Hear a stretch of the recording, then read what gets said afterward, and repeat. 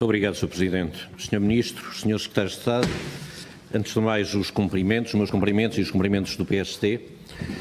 Eu gostaria, aliás, de começar esta intervenção exatamente por me referindo-me à questão da eleição do Dr. António Vitorino para Diretor-Geral da Organização Internacional das Migrações. E exprimo aqui a enorme satisfação do meu grupo parlamentar.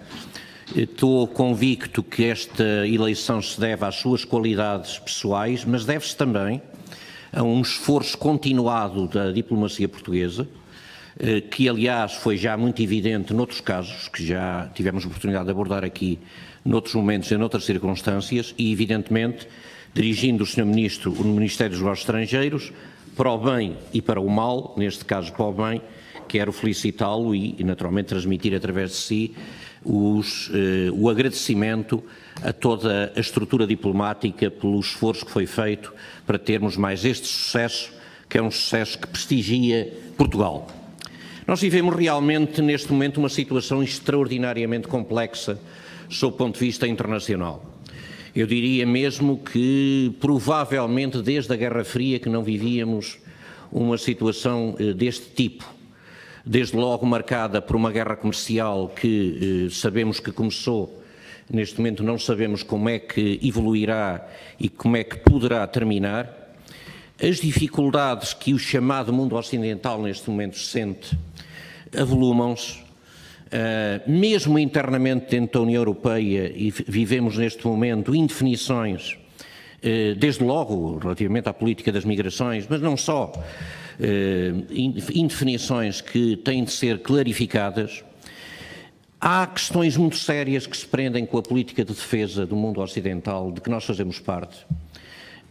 A própria NATO, que em breve terá naturalmente uma cimeira muito importante, tem neste momento, atravessa neste momento uma situação extremamente delicada, e também não podemos pôr de parte o facto de a CPLP, em que nós sempre depositamos tantas esperanças, continuar a lutar com dificuldades de afirmação à escala internacional, à escala global.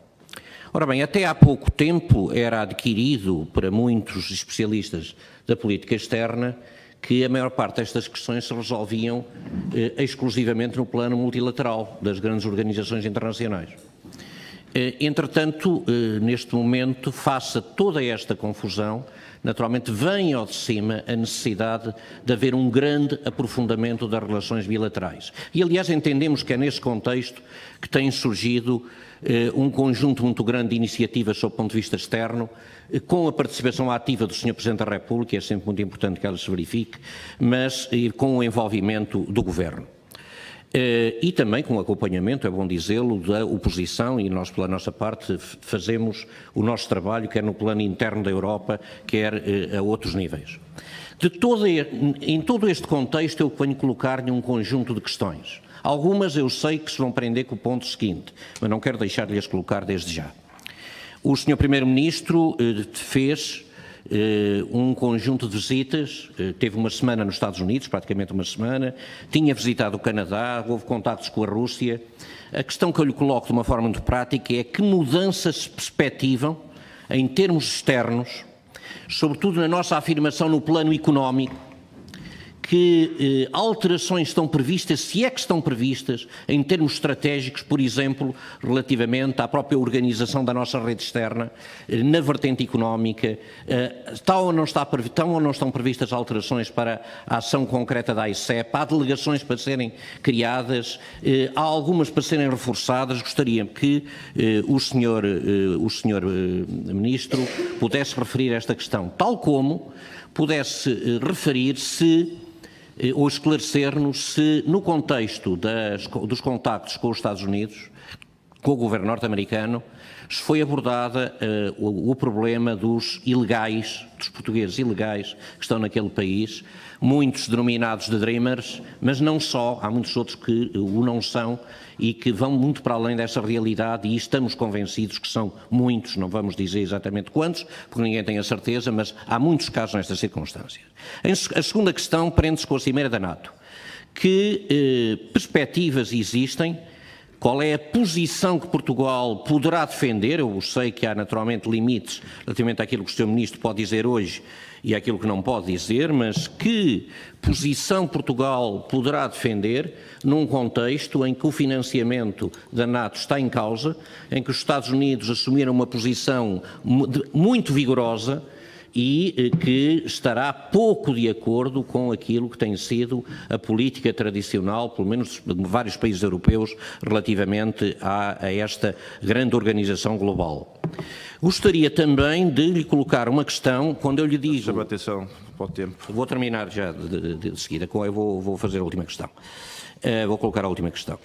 Quando eu lhe dizia há pouco que é preciso um grande envolvimento não apenas no plano das organizações multilaterais, mas também na relação bilateral, evidentemente que está aqui em causa mais esforço diplomático, está aqui em causa uma máquina diplomática que naturalmente tem de ser cada vez mais vigorosa.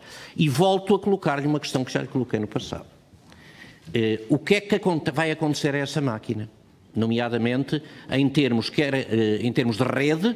Está prevista alguma alteração na rede diplomática e consular, algum aumento, algum reforço, e os funcionários, diplomatas, técnicos, administrativos, como é que poderão ver a sua situação de alguma forma reconfortada para poder haver uma ação mais afirmativa no terreno?